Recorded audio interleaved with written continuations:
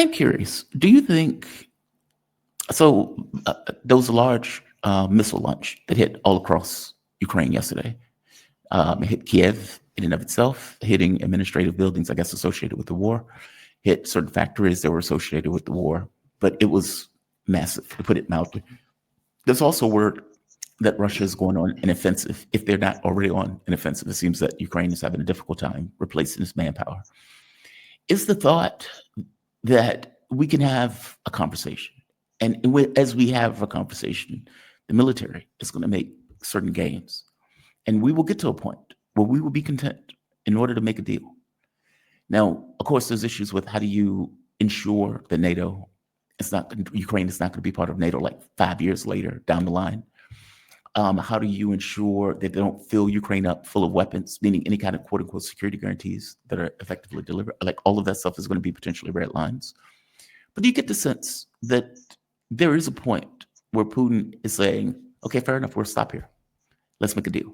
And from his point of view, we're moving on the battlefield and we're getting to that point quickly where we're willing to call it a day, even if it's not the entirety of Zaporozhye or the entirety of Kharkov, for example.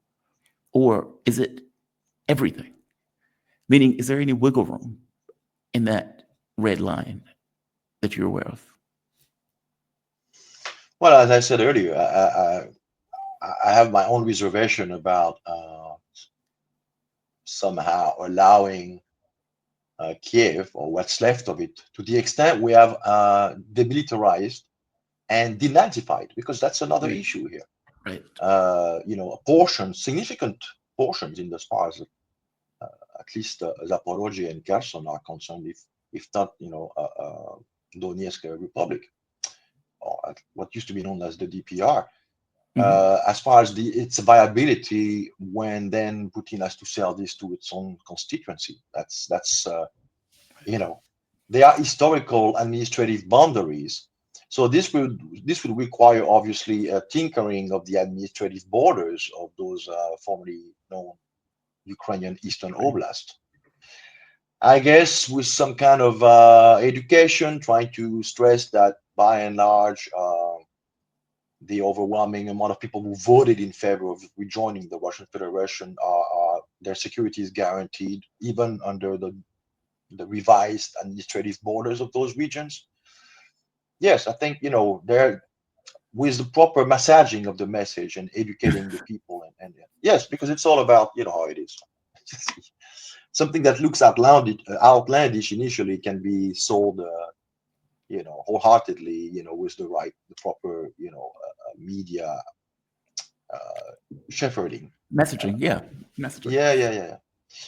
So, but now to come back to your allusion to last night's attacks, actually, it's almost as if it coincided precisely with Trump's publishing of his own truth media communique on the lack of an outcome in London. Is that the implicit arrangement? It would appear to me, anyway. I'm not obviously in the confidence of what's being discussed between Witkoff by and large and the Right. Kremlin, but the idea is okay. We'll try to synchronize our message in as far as our diplomatic pressure on Zelensky, but not only Zelensky, also the Europeans, and in as far as you being given carte blanche to essentially show that militarily, if we don't get to a deal right now, it's going to be what Arestovich said a couple of days ago on X. If you're stupid, it's not 4 regions you're going to lose, it's 6. And if you show yourself to be stupider than that yet, it's 8, or the whole thing. And that pretty much, connects with Trump's elements of language in his post. Is that, you're going to lose the whole country. Mm-hmm. And basically, we're not going to blame the Russians for what the Russians are known to do. This is what they're doing. Yeah, exactly. That's the one. Yeah. He said, why give away 4? And he said, because later it's going to be 6 and then 8. And to your point about Trump came out with his posts effectively saying, you're going to lose the entirety of the country if you keep this That's up. right. And That's yet he right. keeps going. And yet Yeah. he keeps going.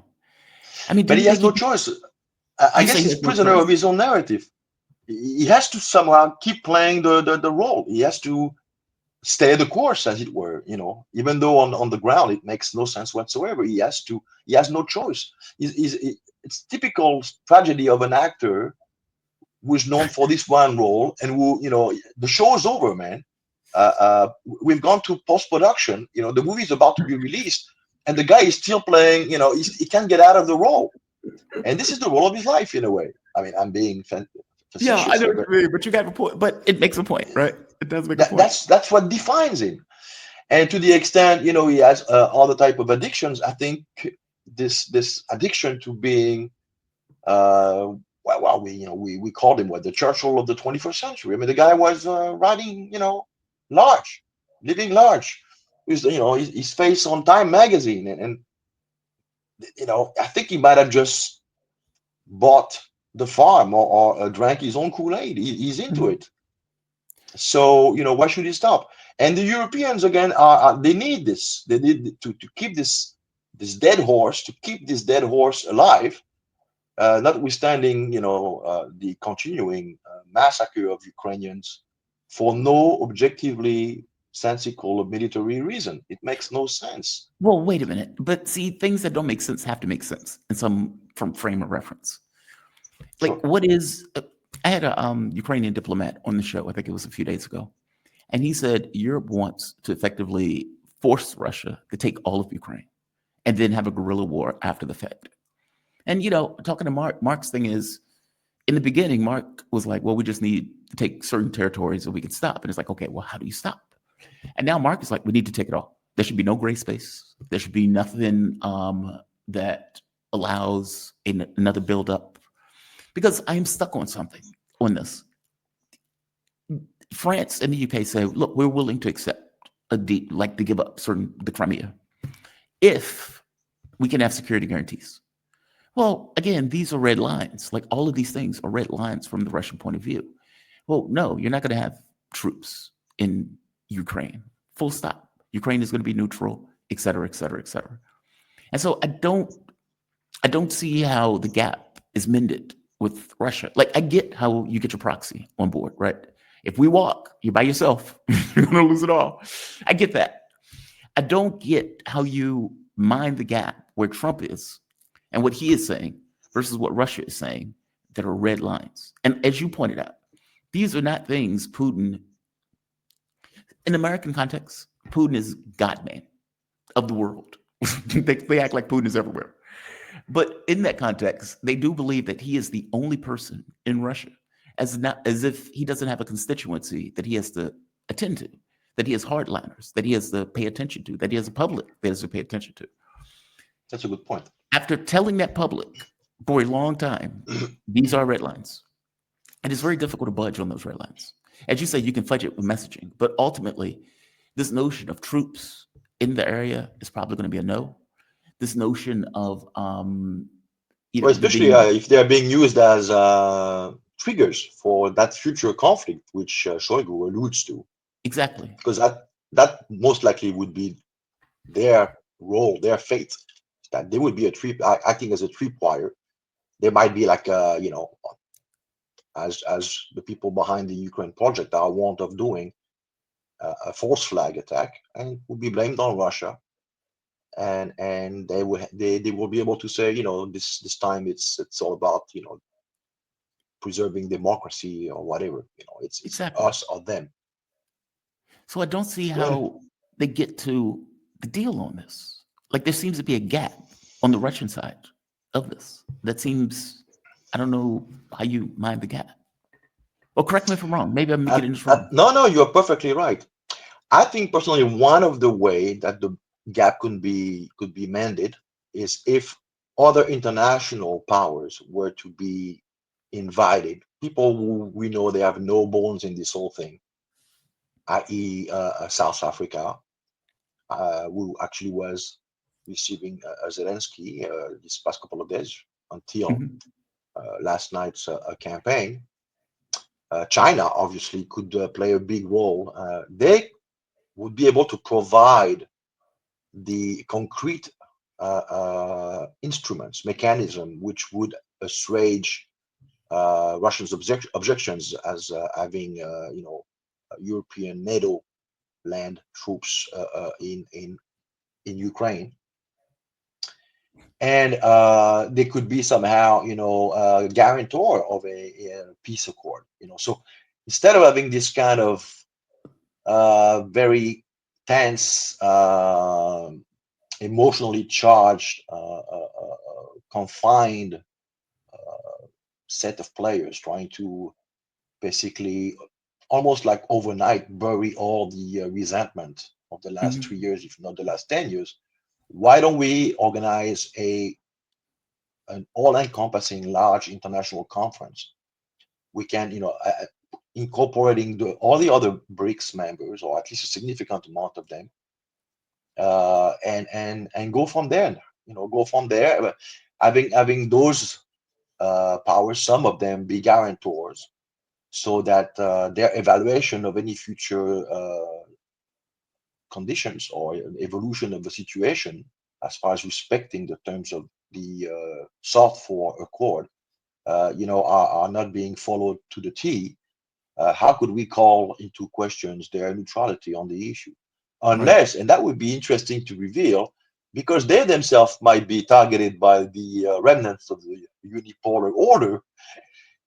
It could somehow, yes, because obviously China knows that they are in the crosshair. So it would be interesting to see if just because China is being invited into the Ukrainian conflict resolution mechanism as a guaranteeing power, and a permanent UN Security Council, and much more than that, if we are coherent, could see its own word being called into question for very cynical political agendas. But Yes.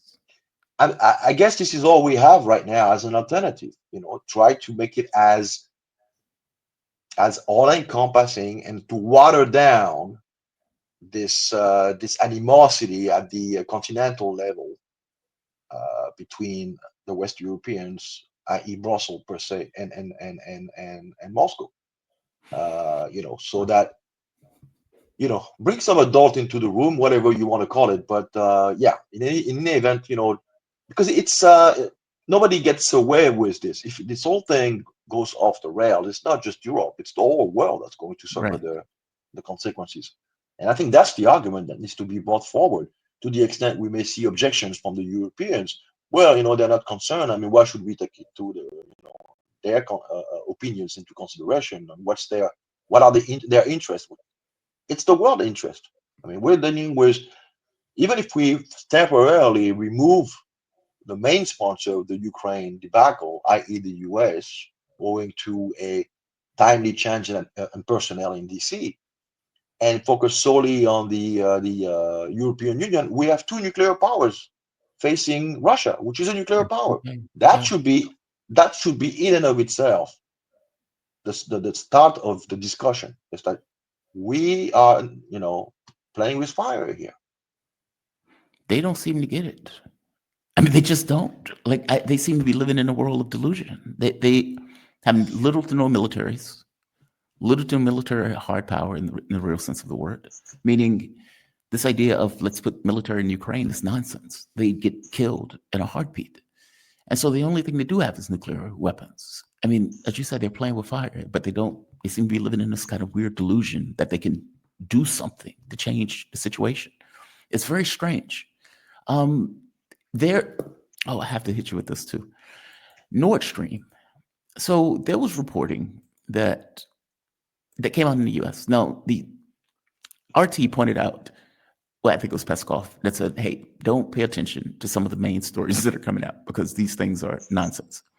One of the stories that came out was in Politico that said the White House is debating lifting sanctions on Nord Stream.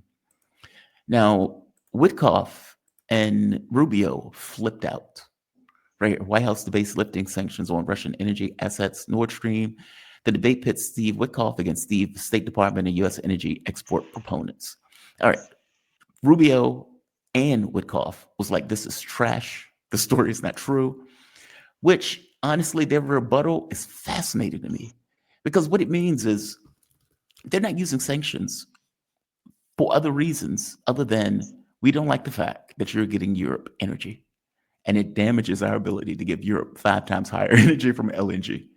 That is a fascinating admission in that article because they're talking about relieving what the sanctions going back to 2014. At least that's what the Telegraph pointed out that Trump was thinking about. If that is true, but they're keeping sanctions on Nord Stream, and even in the rebuttal, it had everything to do with European energy.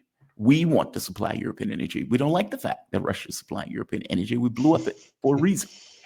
That is amazing admission. Like, this is not a free trade issue. This is we want Europe to be dependent on us issue. That's amazing. There you go. So again, that's what I was saying earlier. Despite the great pronouncement by J.D. Vance, and even again during his trip in India, I think he alluded to it again, saying we want Europe to be Europe again, i.e., a peer player. But what you just discussed on the Nord Stream issue makes, it's completely inconsistent. And we're under the Trump administration, mind you. So you're right. It's all about keeping Europe captive and dependent on U.S. energy supplies, essentially, against their own interest. That's basically it. I don't see, in that sense, how this changes the equation. Now, to your illusion about lifting all the sanctions until going back to pre-2014. If you recall, when Kirill Dmitriev visited Washington about 10 days, 2 weeks ago, what did he say when he was queried about this question about the sanctions? The lifting of some of the sanction being maybe a carrot. He said, but nobody's asking for it in Russia. We don't need the lifting of sanctions. We've never done as good as with the sanctions put onto us. Right. So if Russia is not seeking the lifting of sanctions, what else do you have as a negotiating tool? You don't have anything. Russia is completely self-contained, self-reliant. It's a force unto itself. It has found alternate markets. Its sheer size make it so that you cannot conceive any kind of international relation without it. And I think this is something that has completely escaped the mind of the so-called strategists at State Department and all those think tanks in DC. Is that you cannot do to Russia what you were doing to Iraq and then to Syria. This is not this. It's a different scale. It's a different animal. It's just this whole strategy of constraining, containing. I mean, it might have worked with the Soviet Union because we all understood what the Soviet centralized state-controlled economy was all about, and you could just basically goad it into outspending itself into oblivion, which is to some extent one of the reasons why the Soviet Union collapsed, that it could not resolve and reconcile those internal contradictions. But with Russia and the Russian Federation, which has completely embraced free market economy, even though the state still act as a measuring rod, no, it's not going to work. And Russia has proved and showed itself to be a very good student of capitalism as such, and the importance of industrial base within the context of being able to provide enough for its own people and to be able to export and provide again, yes, a supply of all kind of items to the world at large, not just energy. The energy sector was the go-to option in the first decade of Vladimir Putin's series of presidential terms. But now, since 2014, and on steroid now since 2022, we've seen that they have been able to fill all the niches left by Western companies, be they Europeans or Americans, which is why there's no rush to getting them back in, or under very strict conditions, because the Russian economy is growing at the rate it's growing owing to this need to provide to your own needs and to develop substitutes in every sector of the economy. Supercharge the economy. Arnaud, man, thank you for this. Like I said, I was eager to have this conversation, just with everything going on with the negotiations, especially them tearing into Zelensky, and just even the comments coming out of Russia. This notion of Putin saying, "Hey, we're open to bilateral talks," moving back on that. This notion of, I mean, it was just a few items that was coming down that I was like, I really want to talk about. So thank you for this. Arnaud Develay, he is I would author. say, as just as a final word, that I think Russia knows very well that it's a dead end. So they don't mind kind of giving tidbits like this because they know they're not going to be latched on. Well, last question, and this can be a yes or no. Does Russia want to keep the war going on?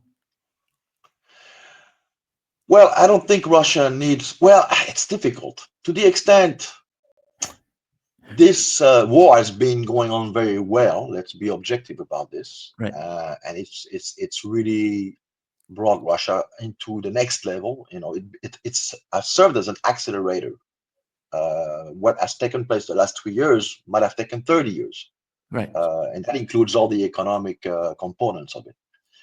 So I guess for the Russian leadership, it's to find out what is, when is keeping a good thing going can over a certain Go bad. stage or floating line become detrimental Yeah. and adverse to your interest.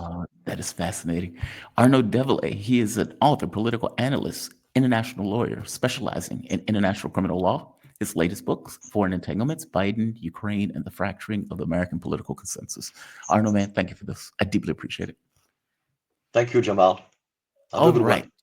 And you too. You have a good one.